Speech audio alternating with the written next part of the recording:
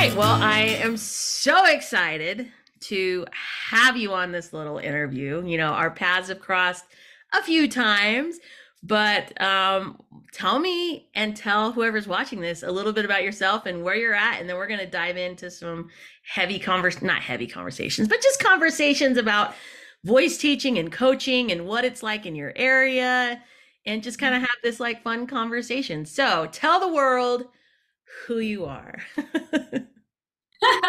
So I'm Irene. I've been here teaching about 13 years now in a private studio, and yeah, so I've students, young students, professional singers, and everybody in between. And I'm based in the Republic of Ireland, so just kind of halfway between Belfast and Dublin, so just right on the border between Northern Ireland and Southern Ireland, and just having a great time.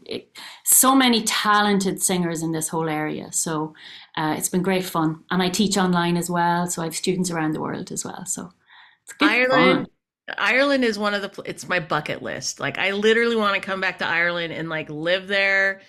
It's like the magic. I want to frolic through the heather on the coast and like go to a real Irish pub and like experience the jigging and like all of that dancing. Like it is on my bucket list to do. So I Well, am slightly envious that you live there. I'm currently on a week's holiday in a cottage in the middle of the mountains, with just surrounded by fields of sheep. Like it's so Irish. That sounds like the dream. I am green with envy right now. So, we met through, I think, correct me if I'm wrong. We met through a different voice conference with MVT. Is that correct? Forever ago? Yes, that's right.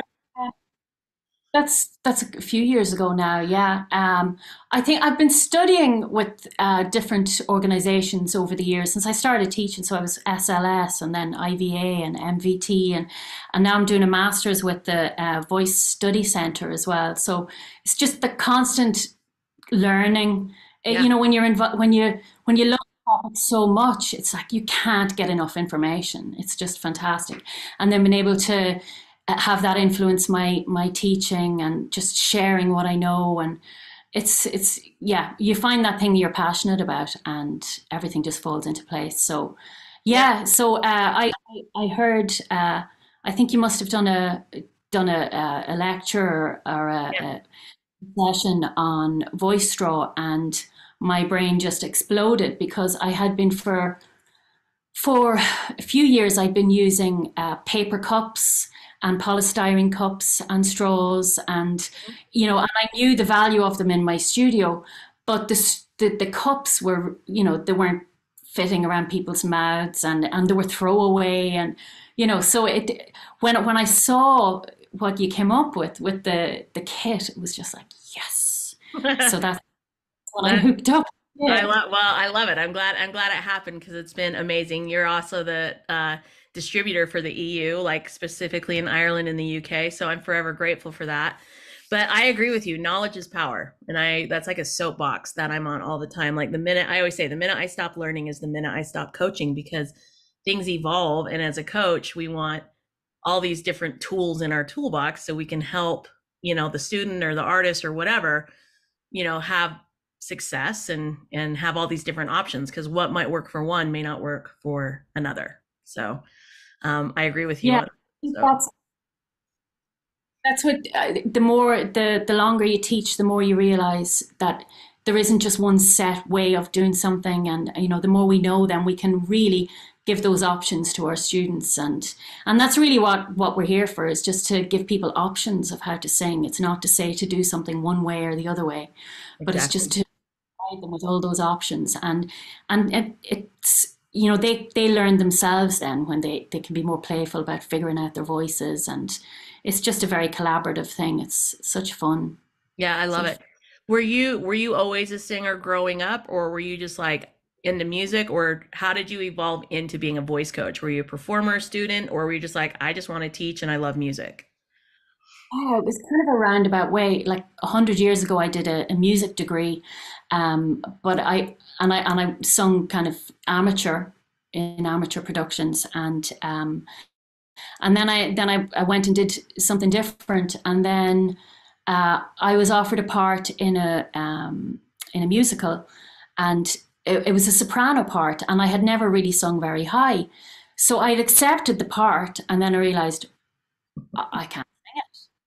So I think it was Seth Riggs' book. My brother is a musician, and he's a musical director, and he had in his studio he had the Seth Riggs book. So Yeah. read through and found myself singing really high soprano, and then thought, oh, if I can do this. So yeah, so just started teaching from then. Just searched out, who in Ireland was doing what I wanted to do, and made my way through. And yeah, it's been a journey ever since. I love Every that. day. Yeah, I also, my background was performing. And then somebody was like, you should coach. And I'm like, okay. And then I thought everybody learned the way I learned. And I learned very fast that that is not the way, you know? And SLS was kind of that stepping stone going into it. And I was like, oh, there's method to the madness and everybody's unique. And it just kind of opened up this whole doorway. So I'm the same with you in that regard. So I know that you teach different ages, from younger to older and all of that. What do you find in your studio is the difference between teaching someone who's older versus a child who or teenager who's like coming up in the process? Do you feel like there's similarities, or like what are those differences? Do you know, there's not as many differences as I would think, because I think in my studio, I think I'm the biggest child of all. So pretty quickly people figure out that they can be playful, and the grown-ups can make silly noises just like the kids, and the other way around. So so we all, I suppose it's individual. You can't even say older or younger, but like Yeah. from student to student, and it's finding what clicks with somebody, and working through that. I mean, I've a student who's 83 or 84 years of age, and I think maybe the youngest might be about 7 or 8. And some days I might be doing the exact same stuff with both of them. Really, it's all It's crazy. fun. Fun and explorative, and it's just, yeah. So yeah, I suppose there's some adults would kind of come with maybe certain, they might have been told when they were younger that they, to be quiet, and then you have some issues around that, and a lot of teenagers as well. They're only finding their voices in their own lives, and that can sometimes be, the same with their singing voices, and there might be some hang-ups there, but really it's individual. Yeah. It's hard to it amazes me sometimes. At the end of the day, I'll look back on the day and go, wow, everybody that came in the door is just a big child. This is great. Yeah. It should So be fun. It it's should be so fun and exploratory on there. I remember I had this older guy come in. His wife had passed and he loved to sing. And he was doing something at, like, there's like a community recreation center here for like ages 65 and older. So he was going there to like meet friends and kind of socialize again after his partner had passed. And he met this woman, and they like clicked and everything like that, and her partner had passed, and they called me for lessons because they decided to form their own band at the age of 75 and like 70, and their goal was to go play at retirement centers and do like 1940s 50s 30s like songs together to like the different like older folks homes, retirement centers. And it was so fun, seeing kind of their relationship bloom, but also find the passion and connection through music again. And so, I agree with you that it just needs to be fun, and you experiment it, and bringing the joy back into voicing again. So that's fun. Do you have like, if you had to pinpoint maybe one moment as a coach that's your most memorable, where you're like, we did it, we got it? Like, is there something that like, or like a moment where all of a sudden you just saw that light click on for someone? Like, can you think of an experience or something like that that you're just like, that was really special? oh, wow. I know it's a hard question. Sorry. I should have sent you that beforehand.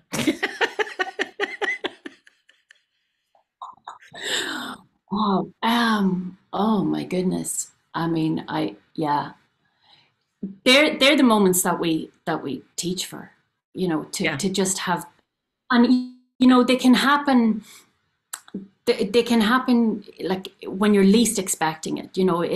A lesson might be halfway through a lesson, and they might just make one sound, and it just sounds like they've got a nice clean closure that they've been maybe working for months for, or just something simple and something that. And I will always kind of say, you know, we know what has just happened, but to people listening outside, they mightn't hear any difference.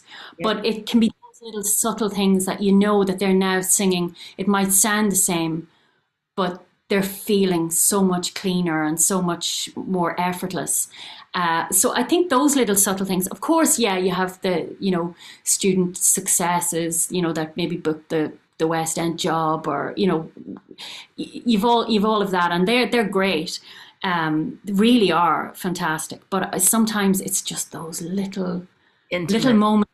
Yep. And yeah, you know, uh, I can't really, and I know the second that, we finish this call, I'll think about 20 of them and be like, no! just send me a video of what it is, and we'll just like do it as like an add-on. At the end, we'll be like, here's the moment. It's like It'll be the day. it's like the credits in the movie when it goes through and it's the behind the scenes like footage. We'll just add to that. There was while you were talking, I was trying to think like, because there are like millions of moments that we have to, think about going through. And one of the things that I thought of on mine, which was like so interesting because it was with somebody who like never in a million years had I like trained for this type of person, but I got a call from a therapist actually who was like, I'm working with a client who has been a part of the trafficking, human trafficking situation. They're out and we're talking through and we're trying to find their voice because for 6 years they weren't allowed to speak at all. No words, whatever. They lived in silence for 6 years. Do you feel like you could maybe give a singing lesson and just see if we can just get some sort of voicing? I'm like, yes, all in. Let me help you. No charge. Like, yes, this is a purpose I can get behind.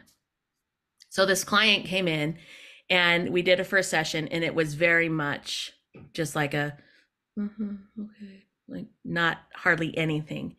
And they came back and we made some progress. And then the second lesson came in and she had been practicing. So we started doing voicing on stuff. And I remember I just gave her 5 notes, which was just like da da da da da. And in my brain, I'm now going into functional exercises. So I was like, I want you to say the word no. Just like, no, no, no, no, no. Just, and in my mind, I do that a lot in a lot of my students. But she started doing it. And I'm like, okay, kind of like you're mad at me. Give me some energy behind it. Like you're like, no, I'm not going to do that. So all of a sudden it went into this, no, no, no, no, no. And she got very loud and just burst into tears. The therapist was there with me. And I like freaked for a minute because I was like, like what's happening? Because I didn't realize the significance of saying the word no with energy behind it. And as we got through the process, it was like, that's the first time I've ever been able to say no convincingly. And as I thought about that moment, she's now a motivational speaker. She travels all over the world talking about her experience. And we had this incredible breakthrough that went through this just by guiding through there. And as a coach, we're not prepared for situations like that. Like we don't think of like this other side, but that moment in my brain will probably be the most significant coaching experience that was like really fast to date. Yeah, it was fast. It was fascinating. So you just never know. Like you just never know like what's going to resonate with a client and And how you you don't find that. know, yeah, and you don't know where people are coming from. You No. don't know what their background is. You really don't. And yeah, and like even a word like no, or any of those words that we use, any of those consonant and vowel combinations, like mum, or there's different words that you can that we put in there that really can have an effect. Yeah. Um, so I suppose you do have to navigate that a bit, but yeah, Oh, wow, that's powerful. there's my Oh, dog. Here he can't be left out of anything. This is Ghost Malone. So he's a well, little my dog is Joni Mitchell. I'm gonna have to. Oh, I'm gonna have to. Yeah, I'll have to pass that one along. That one's funny. That's good. So, I mean, see, now the he only, leaves. Yeah, I'm gonna shut the door. So time here because he'll be a little jerk and keep doing this. and I think my next one is going to be Barbara Streisand.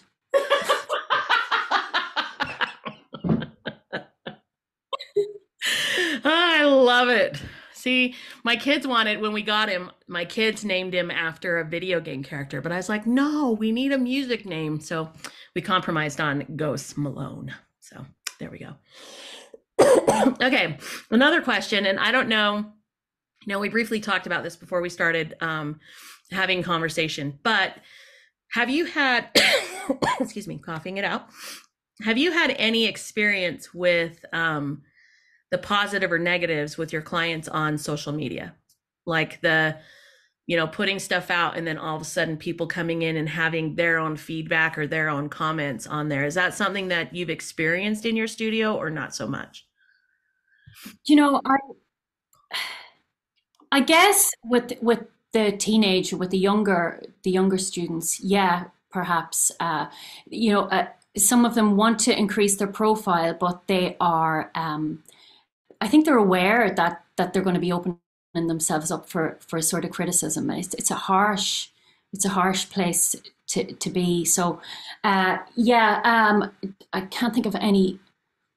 I haven't had anybody whose work has been directly directly kind of criticized, but I know parents, any of the younger professionals that I work with, they're they're very much protected. Their social media accounts are very much protected by their parents and agents, and so there's care around that. But it's just such a it's it's a scary place to be. I think if you're trying to be creative and you put your work out there, and I'm not in a position to kind of advise my students, because that's the world that they've grown up in, and that's what they see as important for them to increase their profiles. But yeah, yeah. So it's tough. Like the idea that people get criticized, like when you see people commenting on artists' work, and it's a cruel. It can be tough. It must be tough for artists.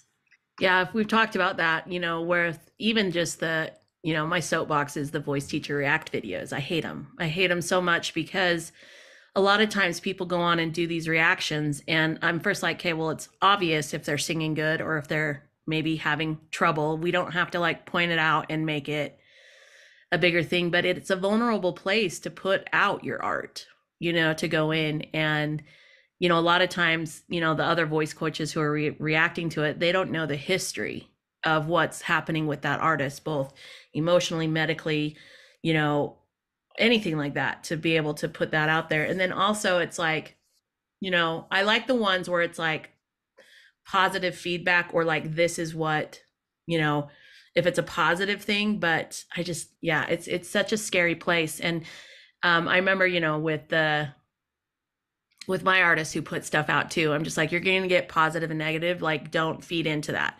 If you're feeling honest and authentic and you're good with what you put out, then it doesn't matter what anybody else says, because art is subjective, and you're always going to get different opinions. It's just, surround yourself with people who you feel like their opinion matters before you put it out. And that's all that matters. You don't have to go down the rabbit hole of seeing everything, because a lot of people don't know the situation surrounding what that is getting put out. So, Course, it's a powerful place. Like it's like artists, to increase their profile, kind of have to use the yeah. medium. But at the same time, they're taking a lot of slack at this, Hmm. along with it's tough. It's tough. We didn't have to really put up with that, Never. back in Yeah. the And it's hard yeah. because, like certain artists, like even, and I'm sure this has happened with you, like I'm on tour a lot. Like I'm behind the scenes. I see things like this all the time. And then you get somebody's opinion on like the character of this person, or this is what it is. And I'm like, that is not correct. But then it just like spirals like going forward. And so it's just like this unnecessary evil that I think, that, we just have a responsibility to talk about and hopefully change the dialogue, knowing who our artists are and like what it is and what you're allowed to do and support, and just everything needs to be supportive and positive. But that's my soapbox. What is okay? What is something that you've seen in your studio that sets a let's see, how do I phrase this right? What is something that you do in your studio that really helps the artist reach their full potential? Like if you have someone that's like self-doubting or not having that belief system, like is there like a tool that you have on like, here's how we're going to get you to see the greatness in you or to reach that full potential? Okay, well, I think when somebody's trying to find their voice, um, so whether that's maybe for somebody who's shyer or more quiet or has a lighter voice even, to kind of separate the person from the voice and just work on the voice and the technical end of it. And then sometimes that just gives them a power, technically, that they can, that then kind of just filters out into the rest of their life. So there's certain technical things that I like to work on. But you're going to have to ask me that question again. I can't No, remember what that's you okay. just I'm said. just saying, like, just for me, like, how do you, I guess another thing could be like mindset and building self-confidence. Like, what do you, have you found tools that like work for that, or like positive thinking? And, when you just have the naysayers that kind of come in and like the people are like, oh, that sounded like crap. And you're like, no, it actually didn't, because you're experimenting it in this way. So you take what they feel is a negative belief and turn it into a learning process. Yeah. So yeah, I think the idea that some people come in so negative, and they think, I can't do it. I don't. I kind of start from the position of saying, well, you realize that it's a musical instrument that we're going to train. And once they realize that, then, they don't think, okay, well, this is my identity that doesn't work here. This is, okay, a musical instrument, and we can approach it from that end. And then it kind of, the pressure's off them then to be brilliant. The pressure is off them to be absolutely excellent from the get go. So we train the musical instrument, and then that becomes, you know, they get success in that, and then that feeds into their self worth, and then yeah, it once again it's different for everybody, but we just giving people options, you Yeah. know, giving them options and saying that it's a safe place. They know that it's a safe place, and a stupid and a silly place to be. So the pressure's off, and Yeah. every sound is valid, and the wrong sounds are just, you learn more from them than you do from the right sound. And there's no right and wrong, so it's just, Yeah. yeah, it's just I I always say turn off the part of your brain where you're focusing on the sound. We got to get the function right, and the sound will always come in with lots of different options. But if the function's not there, the sound's always going to be skewed. So function before sound. We get the function together, and then we get to play however we want. Oh my goodness, that's it. That's how I work. Yeah, we work from the inside out through those sounds, and then yeah, and then we watch the magic happen. I mean, even through stuff like the cup, like you might take somebody who's a kind of a shyer person, and we can get them to sing really loud into the cup. Okay, the room, they're not going to hear anything too loud in the room, so it's a safe place for them to be. And then when we remove that cup, then and they've got this big voice, and it's like, there's some of the moments actually. Yeah. It's moments like that are like, all right, okay. They think they're still being quiet, and then so yeah, working on that function first, and just letting people know that it's everything is valid. We can make all sorts of sounds. We can make and it's good to go. So. Yeah, I love it. How do you stay inspired being a voice coach? Like, how do you keep the passion for you when it's, lesson after lesson after lesson? How do you keep your own inspiration um, in your role? Uh, because every student is different. Mhm. It's really down to that because I mean, I might be looking at it at a day where I've like 14, 15 students in a row with maybe no break. You know, when you're self-employed, you know, Yep. you take your, Yep. so I'm 15 students in a row, and by the last one, I might be apologizing to them saying, I'm crazy at this stage. This is crazy. But every single one is so different. I even have identical twins that I think I've three sets of identical Oh twins. wow. And they're all different. Each voice is different. No, they're not even the same. So it's that. It's the fact that singing is it's just beautiful to watch people finding their voices, and it inspires me. It Yeah, inspires me. I agree with that. What is there a common misconception about the voice or singing that you are in like your area or just globally where you're just like, yeah, that's not actually accurate? Like, is there one like misconception that comes up repeatedly with you that you're just like, all right, let's fix this? Well, one misconception is that people think that they're either singers or they're not. I can sing or I can't sing. Actually, that's the biggest one. You know, and people don't really believe that they can learn, that they can, improve their pitching, improve. They really don't. Like ultimately, they're coming in saying, "Help me," but they're thinking, "But I can't be helped."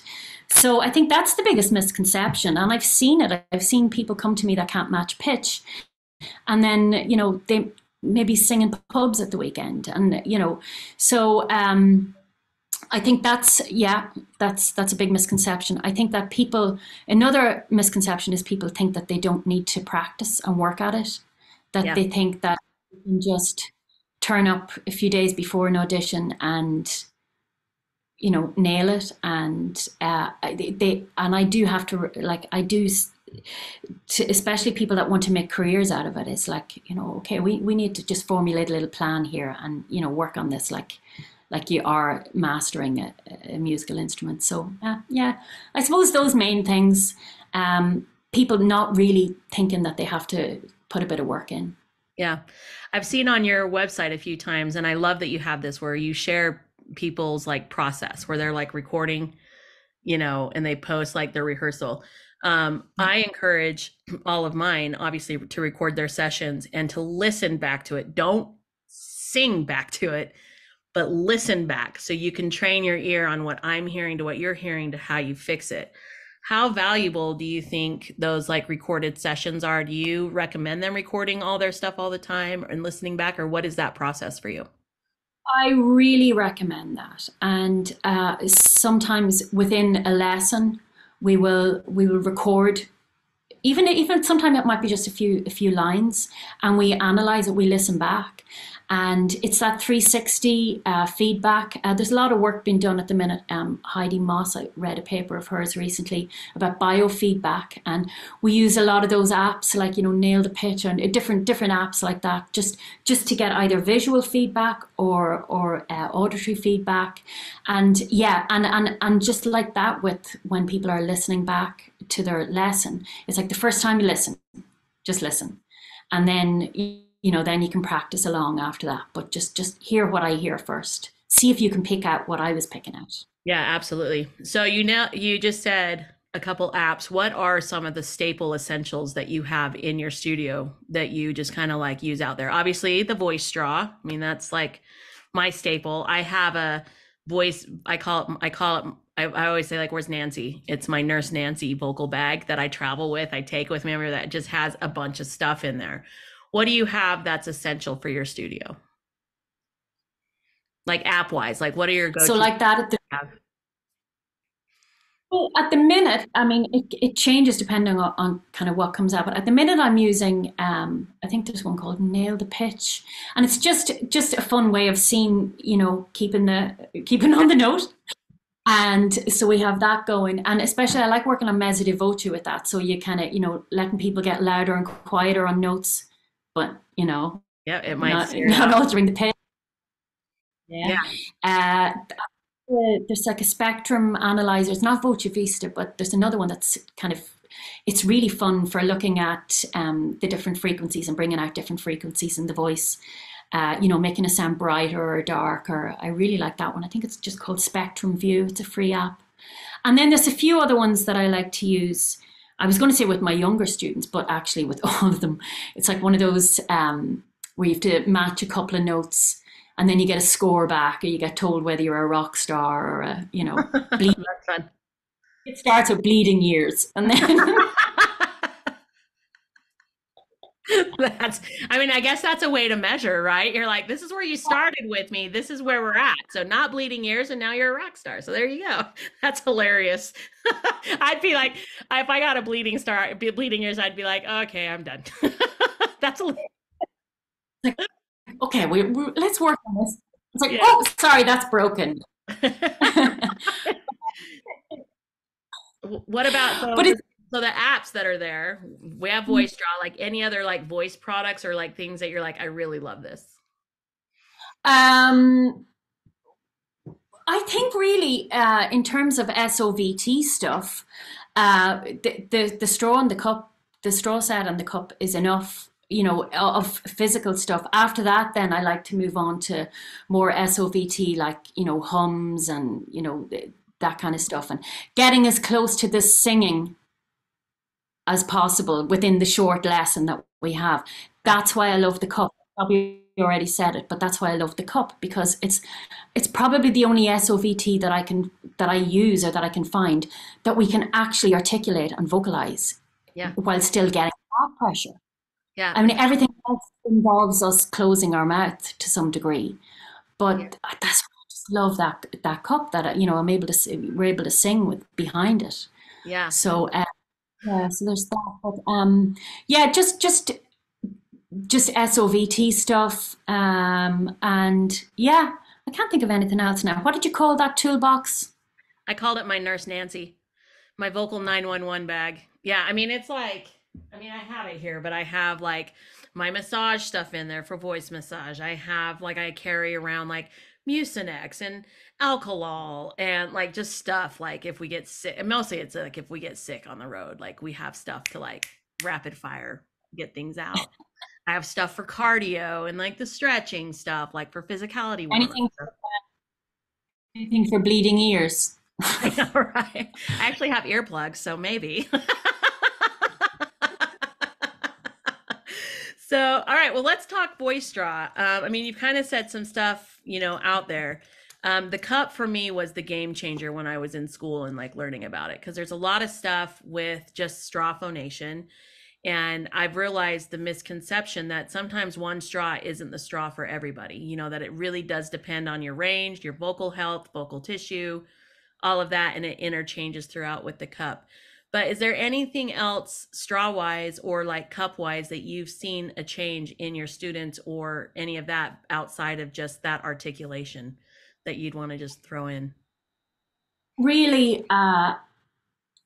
yeah, I think what I like about this kind of SOVT is that it works on kind of different voice types, like, different extremes. So like the person that maybe shouts or overworks it, the cup for me kind of can contain that and give them that feeling of back pressure and give them the ease that they're looking for. And then it works in the other direction as well with people that are afraid to put more energy into their voice and afraid of hearing their voice. And so that's why I like it. Yeah, the straws that I would have used previously, you're stuck with kind of one diameter, and I used to have students kind of pinching them to try and get whatever back pressure was enough for them. But yeah, but so to have the kit with the different lengths and the different sizes and different diameters is just so handy. Yeah. Um, mm. Yeah, that's where I think that cup component, the straw, the cup component, like is the full package, and that's where, you know, we need to start going. It's more than just the straw, because it is that complete training from straw, articulation, voicing, to go through it. So, um, Do do any other is the cup the only one that you can think of that does that? Like, I don't. I've Yeah, seen kind of fake or something. I've seen like it look like oxygen mask type yeah. things, but nothing. Yeah. Yeah, I've seen, I mean, I've seen those too. I mean, this was the cup and straw was created with the scientists. Like we went through there and like figuring that all out. So I don't know the differences with that. I just know that that pressure, because you can regulate, usually with like the oxygen mask, the diameter that's coming out for the tube is way too big. So you're not getting that pressure. Like you have to have that smaller diameter in order to help regulate that pressure in the back. And that's why, the voice straw cup and straw system was the first on the, literally the first on the market that really had that smaller diameter going through it. So, um, but yeah, You well, in water as well. yeah, Yeah. yep. I do it in water. Yeah. Yeah, I do it in water and have it. And like sometimes even too, like we'll take it where I have a very blingy water bottle that a friend of mine made. But I'll take the actual cup in here to hold it down and actually blow into it, or put the straw in the water with that I and like that. use Good it idea. I as must. a whole thing so I can regulate it the way I need to, for whatever that is. So it helps the water from splashing in my face if we have it too full, and I can then control that depth of needing more back pressure if we use a fatter straw. So, I was you know, just listening to the Ingo and Karen Tietze podcast that they just did. There is their book out now. Yeah, yeah, I it think is. that book is I just. don't know if I have it. I just read it. It's awesome. And I actually read it on an airplane, and I have like thousands of highlighting things because they actually talk about cup phonation in it. Do they? That's what I was gonna. Yeah. Yeah. So there's like a bunch of studies that have like come out with it, and they're going to do, yeah, we're going to do another podcast interview session with the voice straw on the cup system with the new book, and kind of going through that. Actually, voice straw is pictured in the book. Oh Um, wow. through Cool. it. So yeah, so they use that in there with a bunch of different examples. So yeah. So and for those that don't know, Dr. Tietz is one of the leading voice scientists in the world. He's done pretty much a lot of the work on straw phonation, and Karen is a vocalogist, speech language pathologist, and they just came out with a brilliant new book all on SOVT exercises and how you measure from the easiest SOVT to one where you get the biggest pressure. And straw is one of the top two. So it's awesome. Well, Lovey, I'm so grateful. I know you were like, I don't know if I want to do this, but I'm so grateful for the time and how everybody can hear your awesomeness. So if anybody wanted to reach out and have a session with you, how would they find you? So my website is idvocals.com. You Perfect. can just And get. if you guys wanted to order the voice straw for shipping and all of that in the EU, UK, Ireland, you can go to voicestraw.com and click on international, and it will directly link you to Irene here, and she can send that out to you maybe quicker and cheaper based on what it is to cost from the United States. So anyway, thank you so much for your time, and have so much more fun on your holiday. And I'm so grateful for our community and network of teachers, and just all of that, so we can, because our ultimate goal is to help everybody voice healthy and correctly, and it's just fun having a collaborative of people that have the same goal. So thank you for being on my team, and for just being a badass vocal coach, like living it up in Ireland. And when I come and stay over there, we're gonna have to like connect up and go to a pub and sing together. Yeah. So, all right, Lovey. Yeah, thank you. And then I'll link everything up so everybody can find you. See you later.